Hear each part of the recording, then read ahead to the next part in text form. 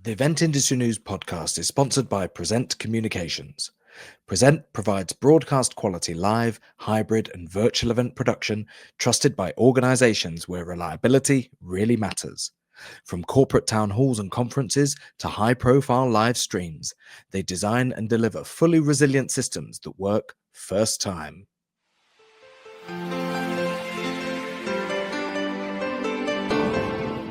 Hello, everybody, and welcome along to the Event Industry News podcast with me, James Dickson, wishing all a very good morning, afternoon, or evening, wherever or whenever you tune into today's podcast from. It's a glorious Monday morning, as it so often is when I'm recording these podcasts, always on a Monday. And in recent months, we're in British summertime at the moment, and things are pretty good. Welcome along to today's show, everybody. And on today's show, we're going to be looking at reporting, at all things analytical related to the events industry, with a gentleman who I've been fortunate enough to have known for some, I'm going to say many years now, probably coming up a decade, that I first met our guest today via work that I was doing in the industry and via his company that we're going to find a little bit more out about today.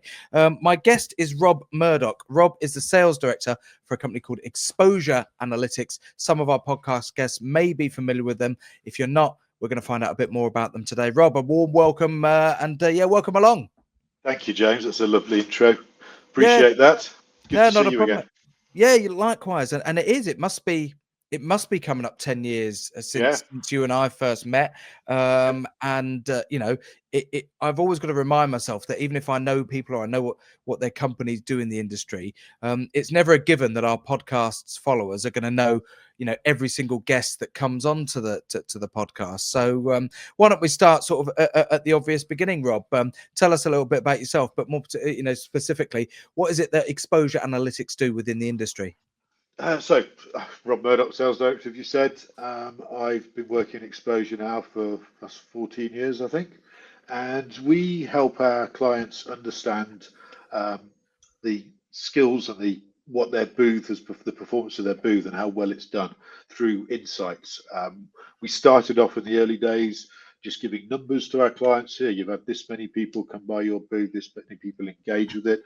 But we've gone deeper and we've got a breadth of data within the events that we've done, and we wanted to give more insight. So we're working on and producing this insights report, the physical engagement index.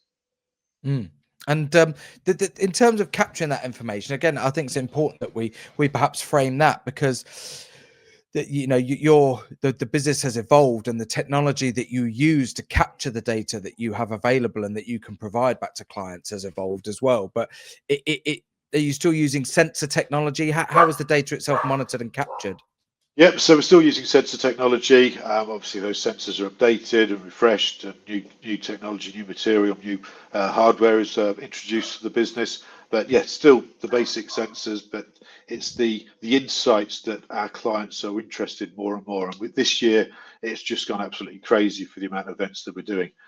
Real increase, because people now want more information, and there's more people going to events, there's reasons they're going there, and our brands and our clients want to understand what is working and what's not working. Is this event the right event for them? But also giving these benchmarks to them, that this is what the industry standard is, this is what your industry type standard is, this is what you've seen on your booth. And how is that? I know we've spoken about the sensor thing, but again, I just want to paint a really clear picture for people listening to this today before we kind of dive into this report. Is what kind of data can be captured now? Because a lot of people in the events industry will be familiar with the basic motion sensors, and like you said, in the early days, it was all just about capturing the basic numbers, how many people sort of came to a stand or walked past it. What are the sensors actually capturing themselves now from a data perspective? So the sensors are listening for pings from mobile devices, fully anonymised, fully GDPR compliant, and they're listening for that. From that, we can tell the proximity from the sensor, then work out the engagement and how long they were there for. So that's what they're doing. They're just in listen mode on a booth. And some booths we can have one sensor, some booths we can have 30 sensors. It depends on the size of the booth. And of course, at some of these, huge, booths that we see in the big sort of international events, you can monitor people's movement within your own booth, presumably by triangulating sort of positional data between various different sensors that might be in one booth. Yeah, well, we don't triangulate, but we do pick up that data and tell them where they were engaged and what sensors they were on. So it's pretty accurate. We give Mm. ourselves a sort of a leeway of 10%, but yeah, most of the time we're on the money. But Mm. it's giving that. Um, People talk about, oh, it was a busy booth. Well, how busy was it? They talk about, oh, we had lots of people staying here for a long time. But it's anecdotal data. Now they've got the insights that they can act on and deliver information back to their bosses, marketing directors, the CMO, the CEO, the board that want to know, how Mm. did it perform? We spent this much money on the space and this event. What have we got out of it? Yes, you've got leads, but also how many people saw the branding?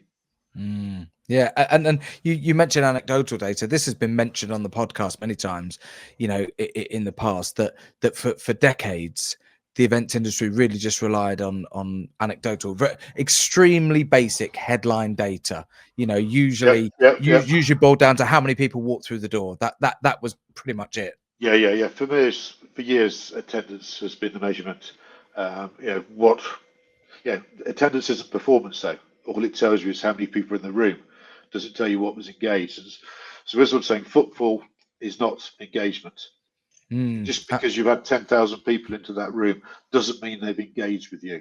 And they were talking. Clients were used to talk about badge scans, and the aggressive badge scanners are going there scanning. That's not good data. You want really good data to understand what's working. And is the booth working? Do we need to redesign the booth? Are they moving around the booth the way we expected them to? Because human nature doesn't always follow the design that people have their booths for. Yeah, and this very much brings us on to this physical engagement index. The report that I think you said before we started recording today is due to be published in August. So podcast followers and people who work in the events industry will be able to get hold of this. I've been fortunate enough to see a draft of the report, and very much it opens by saying what we've just mentioned. The industry relied on this very, very basic data, that footfall is not necessarily good measurement of how successful an event is. And you've reminded me of somebody who once said that they saw somebody on a stand with a badge scanner. When you talk about aggressive scanning, they described them as the Rambo of that. They described them as the Rambo of that particular event. They'd seen somebody on a booth opposite who basically just had one of these badge scanners, was literally just like going for the numbers, trying to mow down as many badges as they could possibly get in a Rambo style over 2 or 3 days, however long this event And then was. when the sales team get that information, they're calling these people. No, I'm not interested in it. It's a waste of everyone's time. Yeah. So good data is what people need. Insights is what people need, and we're producing that. So this physical engagement index that we've created, we want to do it. We're going to be doing it every year, so we can see the trends. This one that we've done, we started in 2020 with it and finished sort of early 2026 to date, and that's over 3,000 events that we've measured. And the numbers are high. So we've got a lot of data, so 43.8 million visitors across those 3,000 events, 18 countries, 18 different industry sectors. So a lot of data. That there is, and just picking out some of the things. One thing that Rob and I both spoke about before we came on to today's podcast is when we have referenced reports like this in the industry on the podcast, what we don't want to do is just read the report verbatim, because it is it's very much kind of the podcast equivalent of death by PowerPoint at the conference, where the guy just reads the bullet points. But it is important that we touch on maybe some of the headline stats that are in here. Rob, you mentioned 43.8 million total measured visitors between 2020 and 2026, 15.6 million engaged visitors, and just the data is telling us that the average engaged visitor stayed for 13 minutes and 50 seconds on booths. And I'm saying these sort of numbers really as a way of telling people who are listening to this today just how accurate the data is that is available to them now.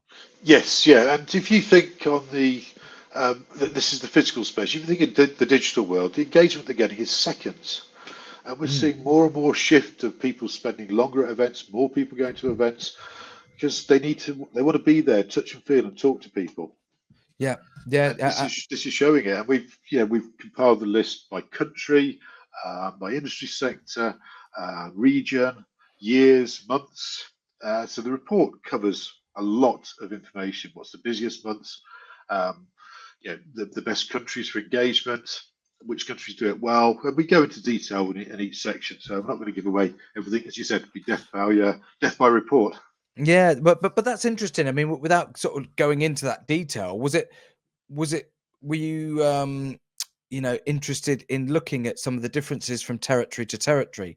Do the stats change dramatically from one country to another? Are there cultural or regional differences to some of the data that by looking at this report you thought, oh, that's interesting?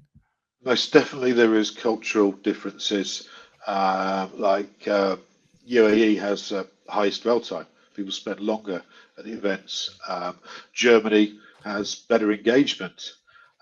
The Germans are very precise in the way they do things, and people will engage with a booth that they believe is, delivering that. And it's very, very interesting seeing how, obviously, we started in 2020 and COVID hit, so we didn't have that much data, but we wanted to have pre-pandemic some data and then post-pandemic data.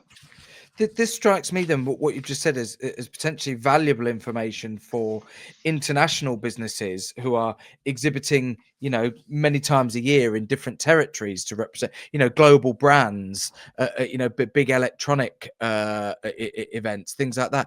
This strikes me as something that could be really useful to global brands when they're trying to really design their activities at international exhibitions. Yes, most definitely, because each country is different. The trends are different. North America is different to UAE. Spain is different to Italy. They all act differently. France was an outlier that we saw and was an interesting one. Not going to go to those details, but each country showed something different to us. Um, when I first saw the completed reports, I was sat reading it. It's quite a lengthy report. My wife said to me, "What are you doing?" I said, I'm looking at porn, data porn," because it's really, really fascinating what came out of it. Well, again, we said that we're going to pull out odd bits of information here without going in too much detail, but there is almost, just looking at the maths here, a 5. Oh no, hold on here. Let's have a look at it. 12, 5, 50. Okay, there's about a 5-minute difference in the dwell time between UK and Ireland and the Middle East, which you just Yep, alluded to the fact that people do dwell. I mean that's massive, isn't it? That's a yep. significant swing. Is that because they're doing things better out there in terms of how they plan and deliver their exhibition stands? Is that a combination of the cultural element of it? What? We're putting it down to cultural elements of it. That's simply that. The amount of events we've got covered and the amount of people that we measured, we know that the data is good there, and it's definitely cultural differences. I mean, is there a danger that there is too much data now? I've got to ask that question today because obviously this report is fascinating and there's a lot that people can disseminate from it once they read through it. And one thing I would say, having read the draft copy, is it's actually very easy to understand. It's not one of those reports that has got a lot of jargon in there. It's been broken down and edited in such a way that it is actually very easy to understand. But notwithstanding, are we at a point? Are we getting towards a sort of data saturation point within the events industry now? I would say no, but it's bad data you just don't want. But the good data is going to help you give you good insights and help you act on that data. So Mm.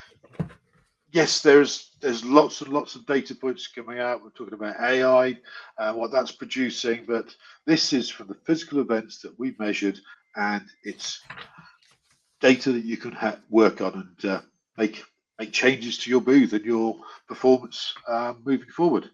And I'm just going to mention the fact that the report itself does break down into sectors as well. So, anybody reading this who might work in the events industry, but within a specific sector of events, or works for an exhibition organizer that specializes in certain industries, that people can again break down and extract information from this report that is very much relevant to them. That there is a certain element of the report that is an overview of the entire industry, but then it does go into detail into individual industries, which again, anybody knows who knows trade shows and those types of events knows that every industry is ever so slightly different in terms of the people and their interaction at these types of events. Yes, and also our clients want to know benchmarks. Where should we be at? If I'm working in the medical sector, what is the average for engagement, for dwell times, engaged dwell time? What should we be aiming at? Are we above or below average? So they can look at this report and look at it by year, look at it overall, and say, oh, we're above average, or no, we need to improve. So yes, it's going to definitely help them. And we've shared some little bits with some clients. Just when we're talking back to clients about past events we've done with them, we sort of say, well, on the benchmark, you're below, above or below, and they want to act on that and improve it for next time. That I keep mentioning the exhibitor, the companies themselves, and how this is going to affect them. But one thing I haven't asked, and one thing we haven't mentioned, is the benefit of a report like this to event organizers. I would see that this is going to have significant benefits to them if they read through this and extract some of the information. The better an organizer can understand the data that is being generated by their exhibitors, the better job they can do with their communication, with their pre-show ops, with their layout. This is going to be potentially have a huge impact for organizers. Yeah, it can. And we've part of the report talks about location of the booth. Is it at the front center, front left, the middle, the back, and what sort of engagement they get there? And you talk about some organizers will charge more for the front center because you're going to be seen straight away. But our data suggests yes, you're going to have the highest footfall, but not the highest engagement, because people get into the exhibition hall, turn right, turn left, and move past the front standing booths. It's interesting because we still do a lot of that operational planning in terms of, like you said, selling stands up at the front for a premium because we think that people are going to do better on those positions, but that is based on the anecdotal kind of psychology that is still very much locked into people's minds, isn't it? That's based on the old footfall elements of it, and thinking, right, if you're there right at the front, you're more likely to do business because people get, they might get bored by the time they get to the back. But if you watch anybody who walks in through the doors of a trade show now, often they walk straight past the ones that are right at the front because they know where they want to go, because they've looked at an app in advance. All of this sort of old school psychology and thinking, it is taking a while to sort of break old habits, isn't it? Yes, most definitely. And everyone thinks front center is the best place. It's not always the best place. It depends on the show, but it's not always the best place. And our data's saying that. Yeah, and it's interesting. I was working on a show recently, and they designed everything of significance from a theatre and a hospitality point of view to be at the very back of the hall. There was nothing kind of even in the center or on the edges. It was all at the back. With their thinking was to drive people, all the way to the back to give maximum coverage to all of the exhibitors. I couldn't tell if it worked or if it didn't work, but I actually don't think that they base that planning on anything other than their own instinct. Most probably, yes. Yeah. When we're doing an event, creating an event, we collect a lot of data about the booth. So rather than just saying what's the size of it, where do you want the sensors, for what are you doing on that booth? Are you near a theatre? Are you near toilets? Are you near a cafe? And we're going to be, for the next insights report, physical engagement index, we will be presenting that data, saying, well, booth locations near theatres get higher engagement. Well, we'll find out what happens on it when we produce the report, because we don't know that information yet. Absolutely. This first report has been, we've referenced the fact that the data spans 2020 to 26. That's a 6-year period. Yep. Are future iterations of this report on an annual basis going to start from that 2020 start point, or will they just be based on data that you've collected in a yearly cycle, or will you or will you kind of use a So combination of both? that data's not going to change. So that report will always be there, the first report. So Mm, the next reports we do will be based on that current year. So okay. and giving comparisons back to previous years, saying what changes. So we've seen changes in 2025 from 2024, and we're seeing if that's a blip or whether that's going to be carried on to 2026. I So the mean, main part of the report will the next report will be about the current year, but and with more data in it. and it's interesting because we're now, the pandemic of 2020 reshaped the events industry, and for the next year or a couple of years, there was so much chatter in the industry and on this podcast about getting back to live events and getting back to doing this, and we miss the industry. The reality is now we are now closer to being a decade on from the pandemic than we Yep. are to the pandemic itself. And I without sort of blowing smoke, I see reports and the work that you guys are doing with reports like this, and other organizations doing with their own reporting in the industry, as being critical, because that 10 years on from 2020, when we get to 2030, I think there's going to be a lot of really, really good data available to see just how far we've progressed in that decade. Yes, and also the geopolitical events and what impact they have on events. And we're seeing it. We saw some of it in 2025, and yeah, there's more coming through in 2026. So politics of the world, situations going on in the world, does have an effect on events. Well, we've seen that, haven't we, this year? I know, I was working in the Middle East in February, and I left the Middle East after a job there 3 weeks before things, started to go, well, started to kick off basically over there. And within a couple of weeks, I was seeing emails and getting messages from people saying, "Oh, that event in Saudi Arabia has been cancelled. That event in Qatar has been cancelled. That one in the UAE has been cancelled." And we're talking sort of serious, big multi-million, multi-billion pound events for international industries being, shelved and put on the back burner. Some Yeah. postponed, some cancelled completely. And I think sometimes we underestimate just how much business and how big an impact it will have on the industry, the geopolitical aspects, as you alluded to.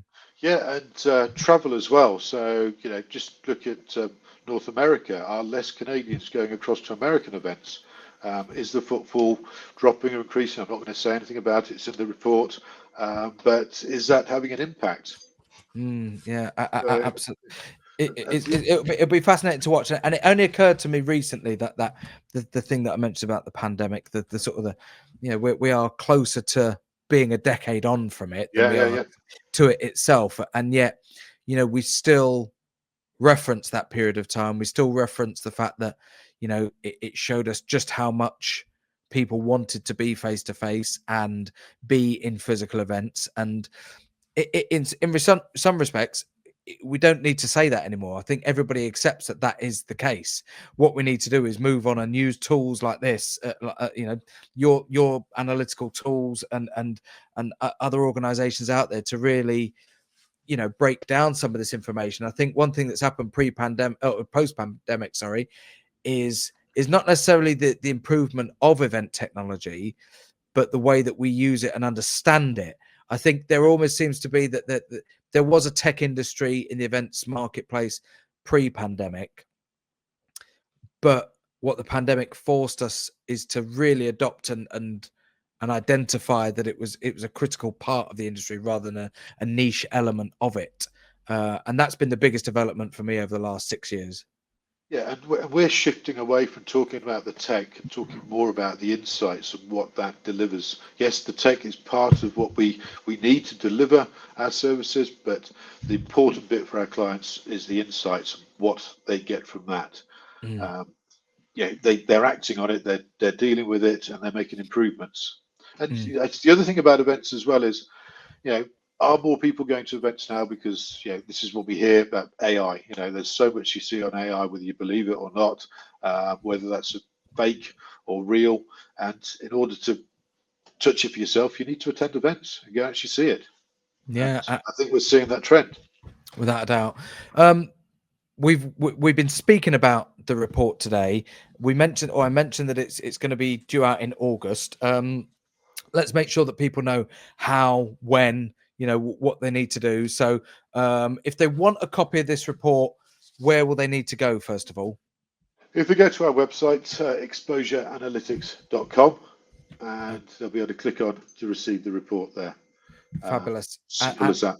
Publication date, early August. Is it a case of sort of register? Can people register now, or will there be sort of a date when this sort of page will go live and people can start to access it? So on top of the Insights report, we're doing a rebrand as well. So we're just getting everything in place. The aim is for the 8th of August. But obviously, design work, and we might not say, we're not sure about that. But the aim is for the 8th of August to Fabulous. have it out. And I would perhaps suggest that people just keep an eye on event industry news. Make sure that you're following our socials, connected with event industry news on LinkedIn. Make sure that you're subscribed to the email newsletter, because as soon as that report drops, it'll be available via event industry news. We'll be covering that. So perhaps another easy way of doing that is to make sure that you're subscribed and following all the event industry news channels, and we'll update you as soon as that report is made available. Which brings me nicely to just say thank you to my guest today, sales director from Exposure Analytics, and an old friend of mine. I hope you don't mind me saying that, Rob. Now I've known you long enough to say an old friend. My second granddaughter arrived last week, so yeah, I'm getting older. Oh, absolutely two granddaughters fantastic, now. mate. Congratulations to you and your family, mate. Thank you. It's great. It's been great speaking to you today. Just a couple of little shout outs for other stuff at Event Industry News before we wrap up today.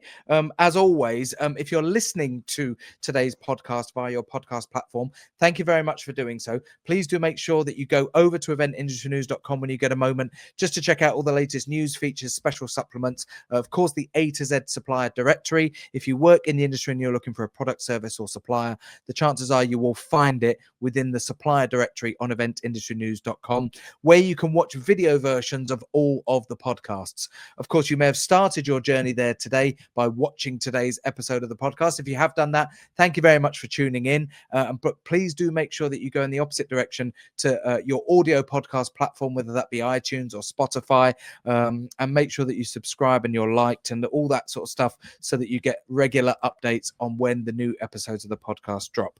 So my thanks once again to my guest today, Rob Murdoch from Exposure Analytics. Keep your eye out for that report when it gets published early August, and we'll see you all on the next edition of the podcast. Thanks, everybody. Thanks, James. Appreciate it.